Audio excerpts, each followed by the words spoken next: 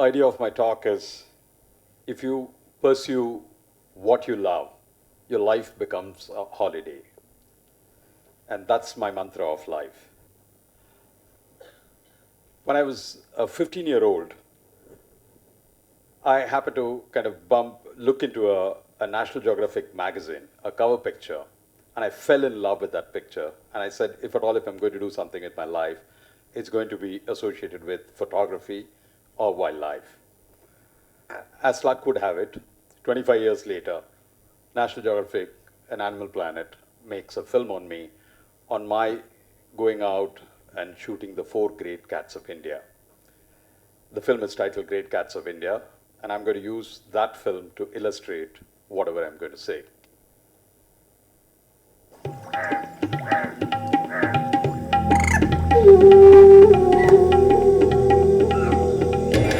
Travel with Alphonse Roy, India's leading wildlife cinematographer, on his most daring adventure yet. I love it. A personal quest to track down and film all 4 of India's great cats. Enter the tiger, the largest and most powerful feline on the planet. But India is also home to the Asiatic lion, the rarest cat in existence. It's a jungle out there. Alphonse tracks down the leopard, the most adaptable and most dangerous cat of all.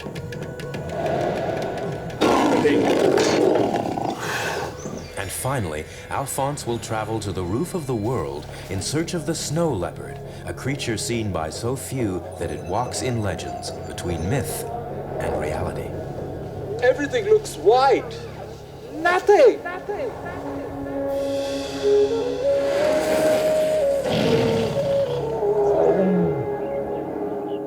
I grew up in Chennai. I was a student of the St. Bede's Anglo-Indian High School, and my father was a chief photographer of Southern Railway.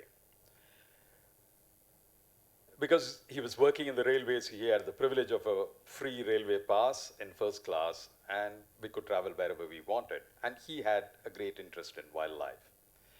One Friday evening, I come back from school. My parents' bags are all packed and say, come fast, we got to rush to the train.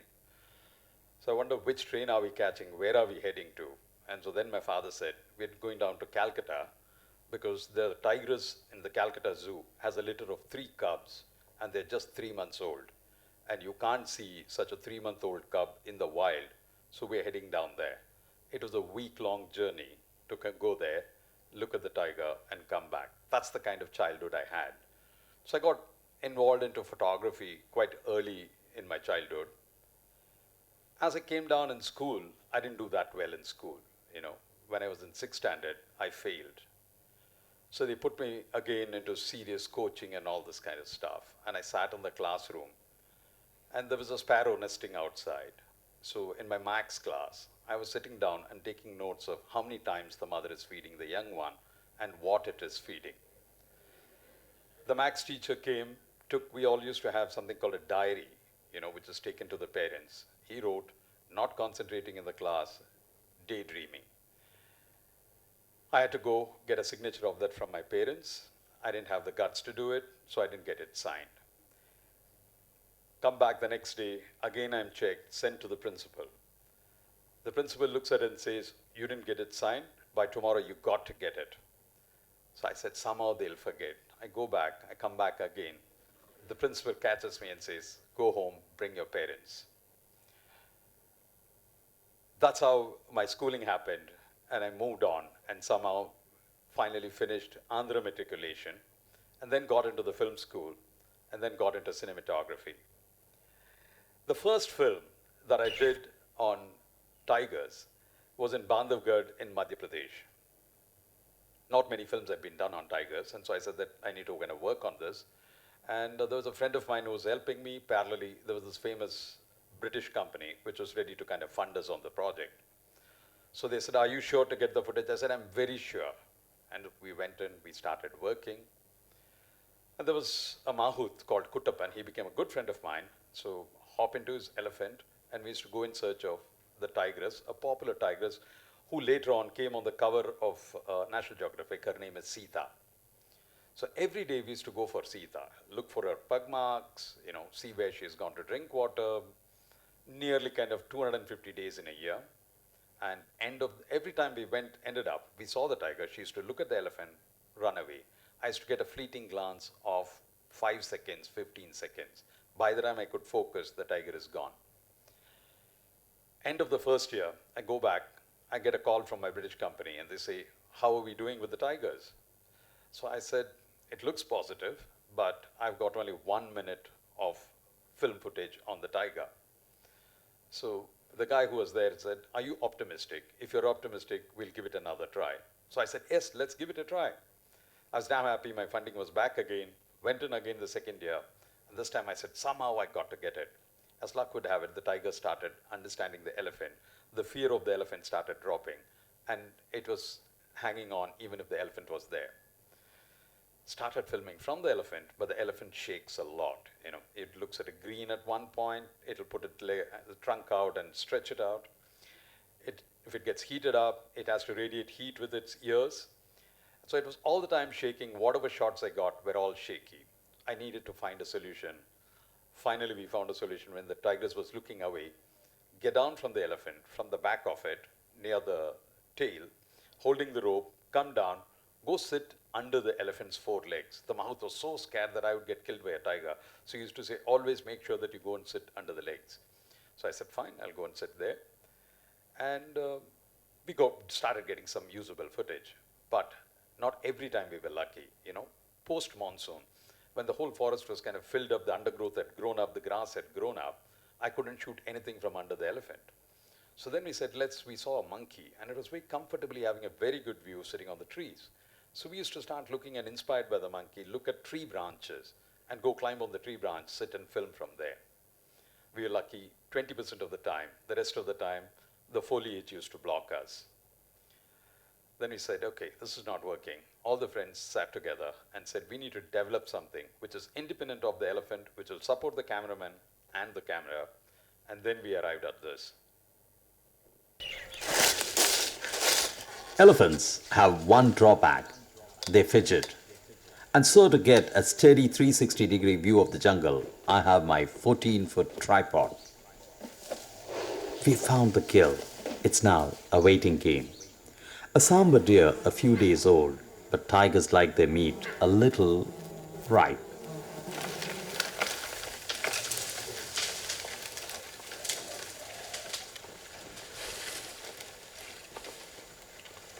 I tell you, elephants, they're great animals to film. Use it for tigers, but they have no sense of wildlife filmmaking. When I'm trying to be so silent, waiting for the tigers to come back with the cubs, they make hell of a racket.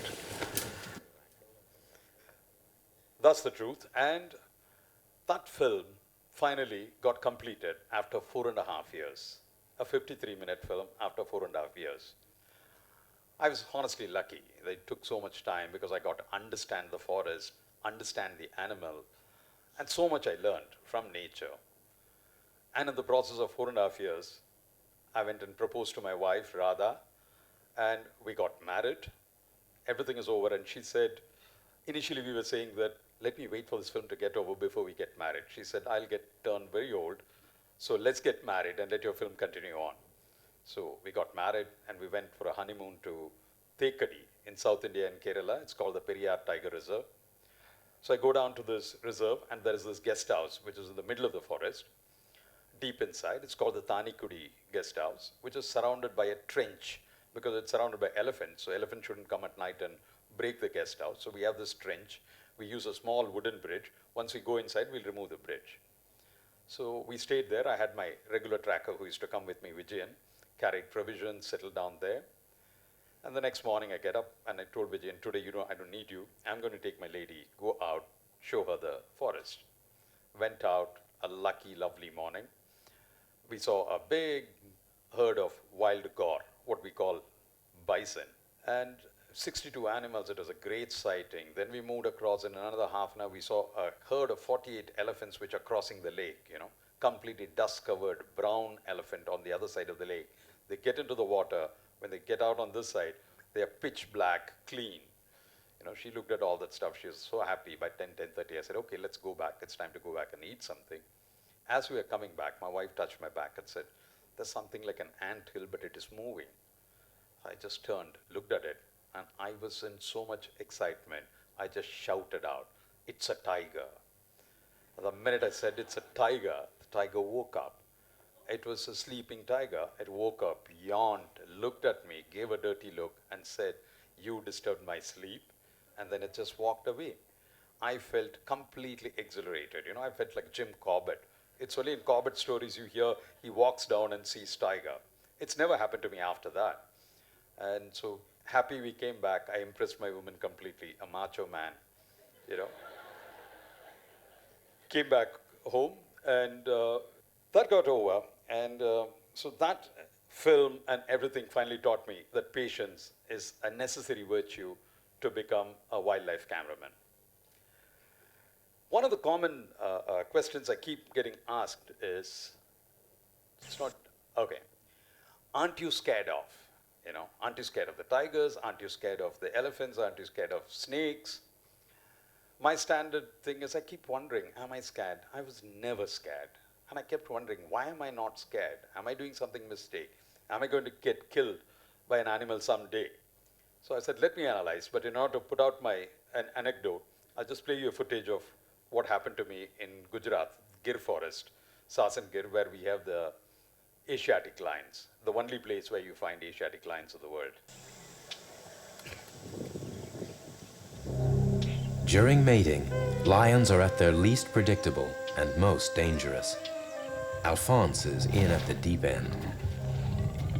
While the female is receptive, the male doesn't leave her side, not eating for a week or so, and mating up to 50 times in 24 hours.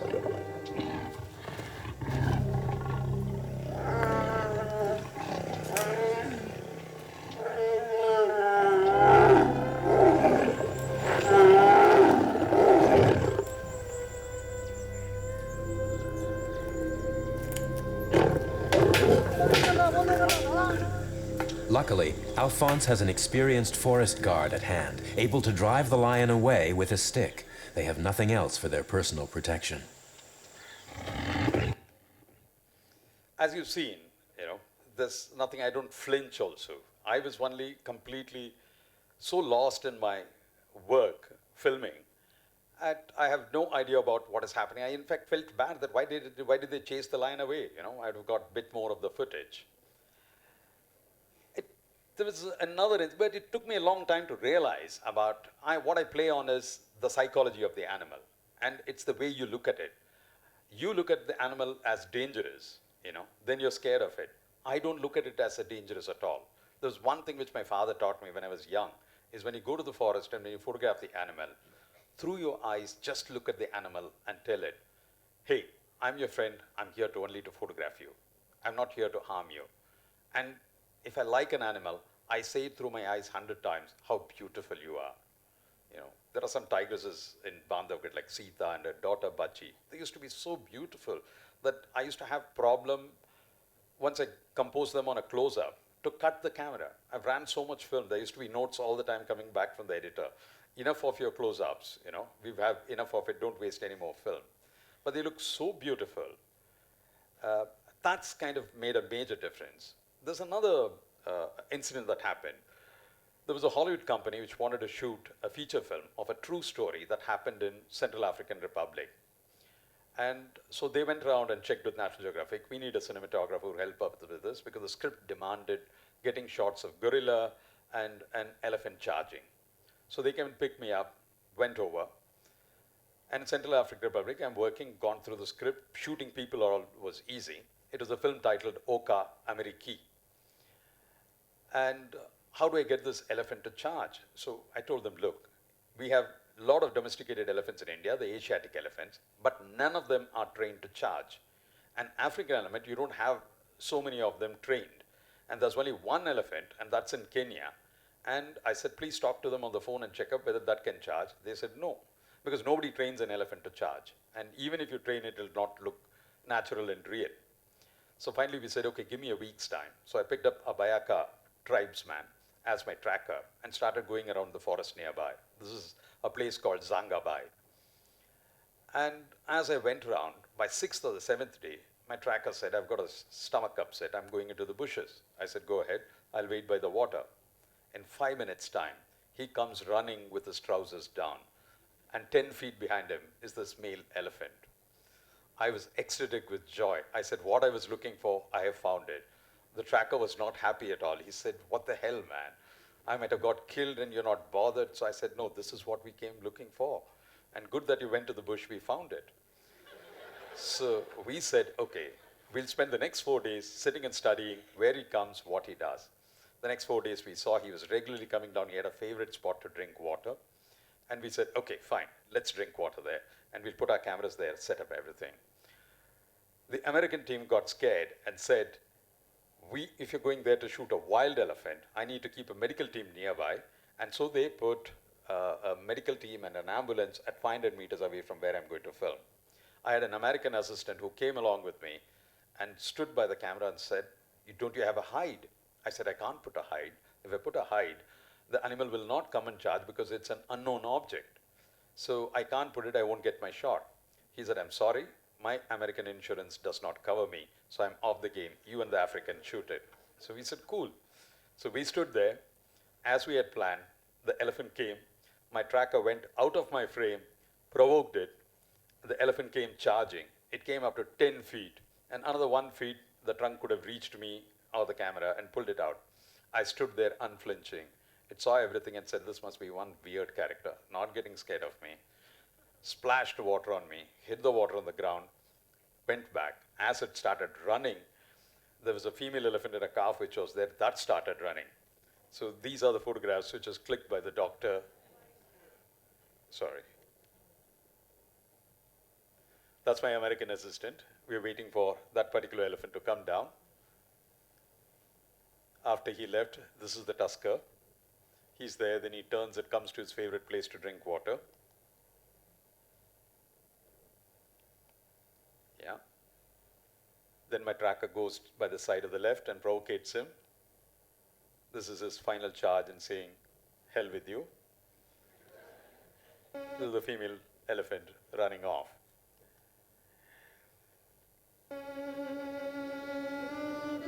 This is one of my most favorite experiences of shooting the snow leopard.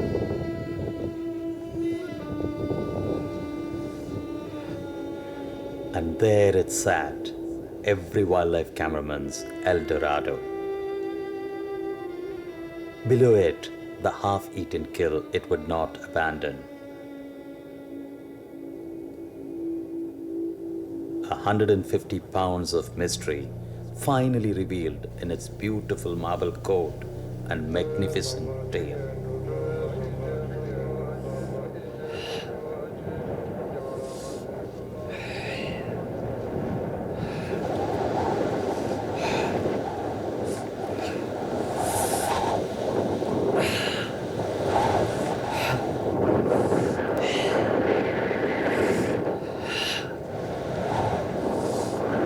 Hats off to that cat.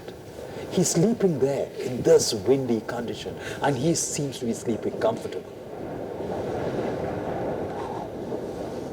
There's a difference. He's adapted to this environment.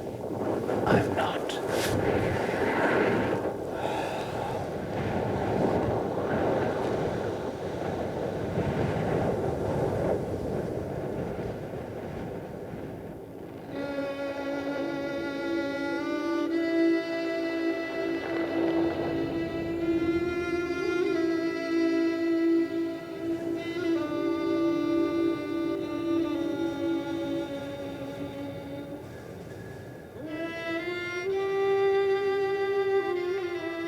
If there is such a thing as a natural high, this was it.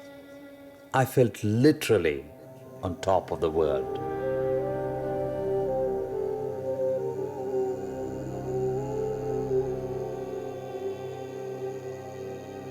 I've spent a year in the company of 4 extraordinary predators, the great cats of India.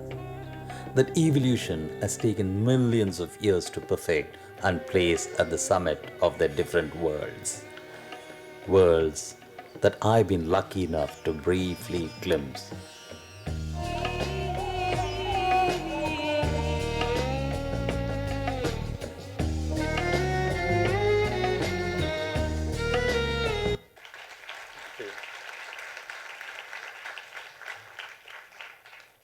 Thank you. I'm happy. Thanks for this opportunity to be here in the midst of students and stuff. The key idea I chose this is, in my times, it was not such a great difficulty to choose what you want to do in life, because information was so little. One magazine cover spurred me on to do what I wanted to do. But today's world, with internet and the human population number is multiplied, especially in a country like India, the competition is so much.